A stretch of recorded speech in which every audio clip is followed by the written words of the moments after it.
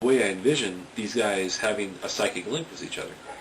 And I was like, well, you know, how do I do it? How do I do it? It's like, if you could see magic, what you'd see is basically a two-dimensional plane of energy that would basically connect these different guys. And these guys would, you know, the way they started out was they would sit in a circle, and it would be Josh, Jim, and Matt in a triangle, and Josh would project a line of energy to Jim and Matt, you know, and they would project a line of energy to and form a triangle, and then they would make the triangle would fill in, and that filling in part was consciousness and energy. So it's basically kind of like water, and you're sitting in it and you're involved in it, but also imagine like a spider, and also like a dolphin, so that you know you're basically receiving impulses. So kind of like fiber optics as well, but you're receiving impulses, and Josh, Jim, and Matt could carry on a conversation with each other in this stream of energy. So it's like a chat room. That's how it goes. I didn't realize that. Sorry, I just made the connection myself. Even see, I come up with stuff and I don't always know. Like, well, how do I do it? How do I work it? And then, damn. So that's how it's framed. It's like a chat room. I even nailed it. Oh God, dude, I even wrote about it.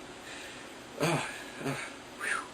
But anyways, so it's a triangle of energy, floating consciousness. Now the other guys sitting in the circle, they can imagine an invisible energy hand inside their brains, and it reaches out and it grabs the edge of that triangle and it draws it in and it connects it with their brain. Their brain is wired. Actually, what it is I think you could say this is explained in it. They get these Babel nets, which allow them to communicate with people. Well, the way the Babel net works is it basically kind of electrically charges your brain. It connects it, you know, it kind of casts a spell. It's a nut, but the action is that you consume it, and it's going to pass through your brain, and so it's also going to reside in your body. So in a way, it's kind of like a vitamin or isotope, stuff like that. But it basically magically activates your brain, and that way allows you to communicate with people. And it's a fairly common thing in this world. And why? Yeah, because you know people come from different places and they want to communicate. It allows you to communicate. It also allows you to learn the language a lot quicker, because you know since you're speaking or you're hearing it, and it's just like it's automatically interpreting. So it's automatically associated in your brain. So that's the other thing, is that if this became a TV show, it would be, you know, each character would have to learn a language. So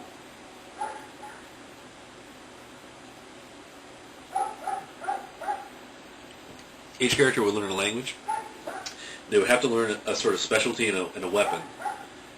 It could be any weapon, so they could just set up a sword and shield, or a spear and shield even, you know. But it's like the two weapons I deal with the most is spears and shields.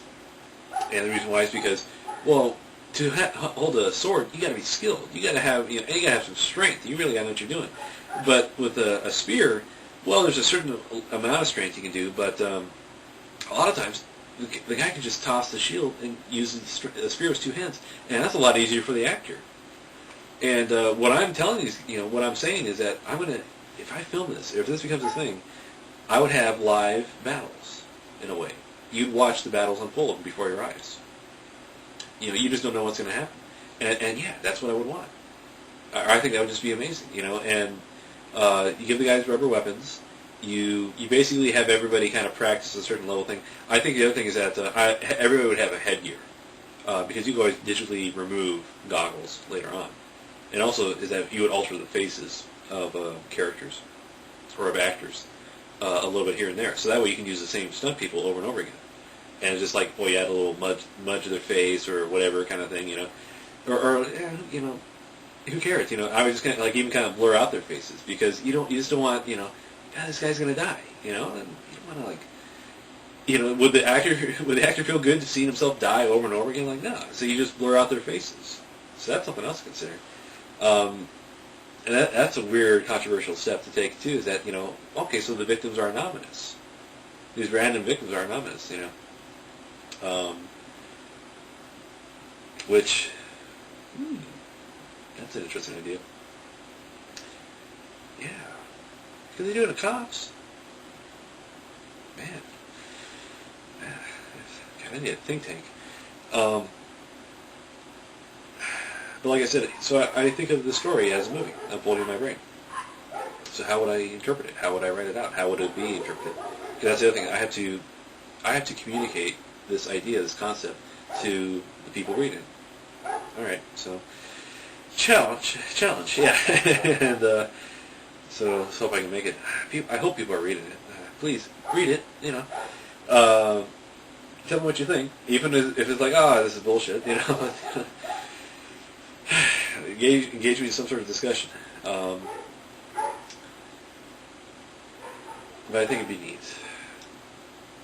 A bunch of high school kids say, all right, check it out.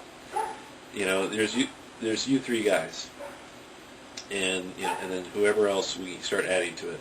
We just go at them, get all freshmen. But all these these three guys start out with will be sophomores, and I said, all right, well, we're just gonna kind of let you guys go. We're gonna do the Curb Your Enthusiasm approach, in that you're a character. This is your life. This is what you're doing. This is what's going on in you, and it's semi related to you, because the first name of this character, his first name is you. So you could have a tattoo, you could have or a piece of jewelry that's you. That's something that you like, and it's like that's you. This is also something that Stephen Colbert does. Stephen Colbert, the character is Stephen Colbert. It's basically him. It's what he knows. It's his life. It's what he participates in. He just ramps up. He amps up a certain idea, an aspect of how to behave, and how to react, and how this community, like when they talk about God, especially, he puts himself in the frame of mind of, because I am active in my church, but also like the religious leaders in his church, and especially some of the people who are like really zealous for their faith. And then they talked about family and and that, and then talk about conservative upbringing and that, and because he had that when he grew up. So that's how he creates his character. So the character on the show is you. And the other thing, that's a great way to go, because I would encourage losers. If we had a selection of auditioners, and it's like, okay, we got this cool hot kid who really smooth, really knows his stuff. He's black belt even. He's 15 years old. This kid, he can learn it. He can kick ass, and he looks sharp too. Ladies will love him. All right. And we got this guy. He's so, but he's a little plain in the face, and he's got a scar, like on his neck. But other than that, he's a good kid. He knows how to fight with his weapons a little bit. He's cool. All right. Then we got this guy. Well, this guy has asthma problems. All right, and he's got really curly hair. He dresses schlubby. All right, okay, that's a cool guy. I kind of like that. I wouldn't mind digging that kid. Maybe we get that kid in there. All right, now we got this guy. He's got a limp. And he's got a limp, and but he's real tenacious. He's real feisty and this and that. Like, all right, well, let's try for that guy. And they're like, all right, well, and we got this kid who he's got an eye problem. But actually, you want to get just not guys with deformities of any sort, but just guys who are just normal. And what'll hopefully happen, is that you'll see they were talking about on Sopranos, James Gandolfini, how there's a sexual attraction about him for women. And I was like, why? He's this big bull of a guy.